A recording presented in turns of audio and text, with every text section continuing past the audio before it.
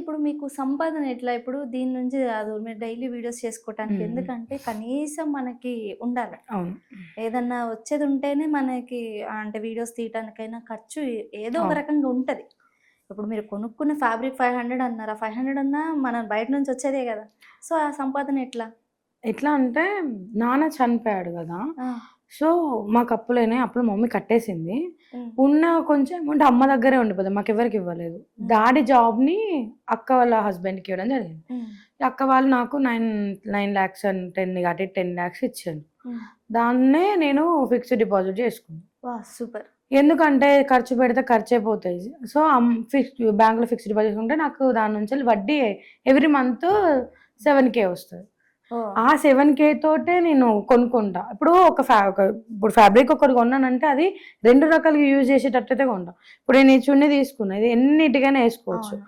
So, అట్లాంటియే నేను use చేసుకొని ఒక మెటీరియల్ కొంటే అది ఒక 10 సార్లకు డిఫరెంట్‌గా చేయొచ్చు అని చూసే కొనుక్కుంటా. హ్మ్. కాబట్టి నాకు అవన్నీ డిఫరెంట్ స్టైల్ లెక్క కనిపిస్తది. ఆ ఓకే. 7,000 తోటే నేను మెయింటైన్ చేస్తా.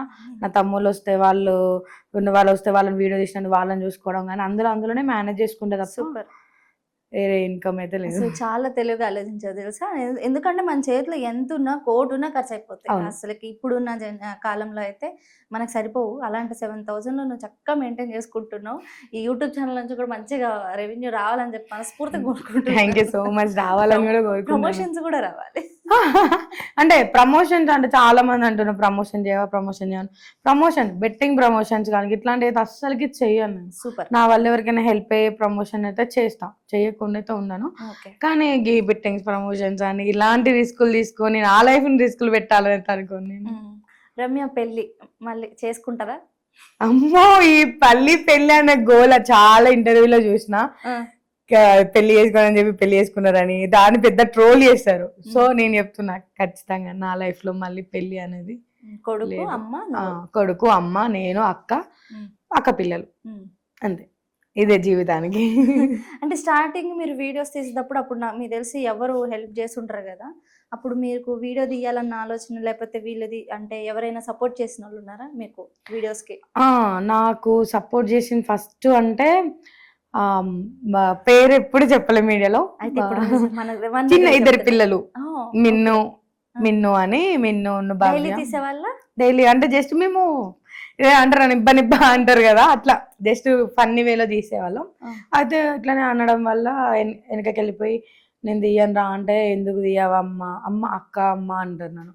ఎందుకు తీయో మేము లేమా తీయడానికి అనేసి అట్లా చేసినప్పుడు ఒక చిన్న డైలాగ్ వైరల్ అయింది. దాని తర్వాత అవుతున్నాయి కదా అని నేనే ఇట్లా సెల్ఫ్ పెట్టుకొని చేయడం అది 1 మిలియన్ అయిపోయింది. సో ఏదో ఉంది నా దాంట్లో అని మెల్లమెల్ల నేను ట్రై చేస్తుంటే మా ఇంటి వెనక తిరుపతి అనేటోడు అక్క నువ్వు చేస్తున్నావు కదా నీకోసం నేను ఎఫెక్ట్స్ పెడతా అని చెప్పేసి వాడు పెట్టడం స్టార్ట్ చేసిండు. వాడి నుంచి వెళ్ళి త్రూ అందరు తమ్ముళ్ళు మా ఇంటి వెనక వచ్చి అన్నయ్య బన్నీ చక్రి అని చారి అని చాప అని ప్రతి ఒక్కరు లాస్ట్ కు మావోడు చక్రి సారీ నానా సారీ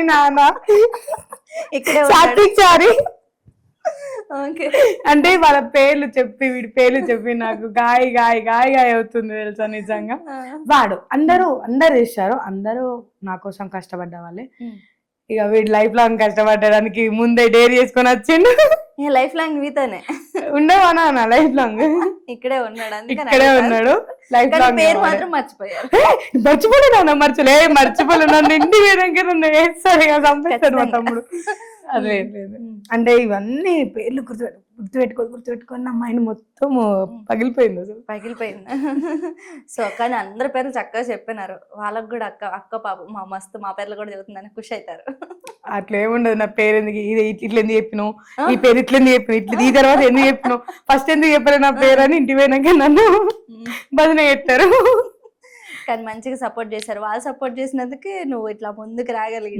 నా సపోర్ట్ వాళ్ళు ఫ్యామిలీ అమ్మ కూడా. మెయిన్ గా మమ్మీ కామెంట్స్ అవుతుంది తెలుసా తెలుగులో. అరే చిట్టి నన్ను ఎవరు పెళ్లి చేసుకుంటారు అమ్మ అది అంటే అన్ని పిలుస్తుంది. అరే నిన్ను పెళ్లి చేసుకుంటారట, అరే మీ అక్కని ఎవరో పెళ్లి చేసుకుంటారట. అమ్మది కామెంట్ వదిలే అమ్మ అంటే అమ్మ కామెంట్లు కూడా చదువుతారు. అయితే అయితే కామెంట్స్ పెట్టే వాళ్ళు జాగ్రత్త పెట్టండి కామెంట్స్. అమ్మ కూడా చదువుతుందంట. చదువుతుంది. నేను చెప్పాలంటే చెప్పినాను కదా, నాకు తెలుగు సారు. మా మమ్మీ అమ్మ ఇది ఏంటిదమ్మా తెలియలేదు పెట్టినాను అంటే చెప్తుంది ఇది అని చెప్పేసి సరే అమ్మ అని చెప్పి. మా మమ్మీ మంచిగా 7th చదువుకుంది అప్పట్లోనే. అంటే అమ్మ అసలుకి చాలా మంది అమ్మలే ముందు సపోర్ట్ చేయరు, ఎందుకో తెలుసా? అంటే నా పిల్లని ఎవరైనా ఏమన్నా అంటే వాళ్ళు ఎక్కువ బాధపడిపోతారు. అలాంటిది మీ మమ్మీ చక్కగా స్టాండ్ తీసుకొని ఒక బ్యాక్ బోన్ లాగా చెప్పాలి అంటే చెయ్యి అని చెప్పేసి అని అన్నారు చూడు, నిజంగా హ్యాట్సప్. మా మమ్మీ అట్లా అనడానికి రీజన్ ఏంటంటే మా మమ్మీ దగ్గర నేను ఏది దాచిపెట్టాను. సూపర్. నాది ఏదన్నా అయినా అంటే ఏది దాచిపెట్టా అంటే కొన్ని బాధలు మాత్రం దాచిపెడతా. కానీ ఎవరైనా నన్ను ఏదైనా అన్నా, పలానా వాళ్ళు ఇట్లా అంటున్నారన్నా, లేకపోతే పలానా జరిగిందన్నా ప్రతిదీ చెప్పేస్తాను నేను. మా అమ్మకి అర్థమవుతుంది. మా అమ్మకి కానీ అక్కకి కానీ ఇద్దరు ఫస్ట్ ఆఫ్ ఆల్ వాళ్ళిద్దరు బాధపడేది కూడా కేవలం నా కోసం. అక్క బావ బాగుంటారా నీతో? బాగానే ఉంటారు. నేను ఎక్కువ మా బావతో మాట్లాడను. నేను అవునా? అసలు మాట్లాడను. మా అక్క వాళ్ళు పెళ్ళైన కానీ అసలు మా బావతో మాట్లాడను, అసలు వెళ్ళను. మా బావకి ఉన్నాడంటే నేను ఇటు సైడే ఉంటా. మాకు ఫస్ట్ నుంచి అదే అలవాటు. ఓకే. మాట్లాడను మా బిడియమా బావగారంటే? అట్లే ఉండదు. అట్లా కనీసం మాట్లాడాను నేను అసలు. ఓకే బావ ఎటైనా కనబడితే బాగున్నా అంటే ఎడిపోతాను అంటే ఎట్లేదు బావ అంతే, అంత మించి తప్ప. వాళ్ళు మీ అక్క గానీ ఎందుకు అట్లా వీడియోస్ చేస్తున్నావు ఎప్పుడైనా అన్నారు?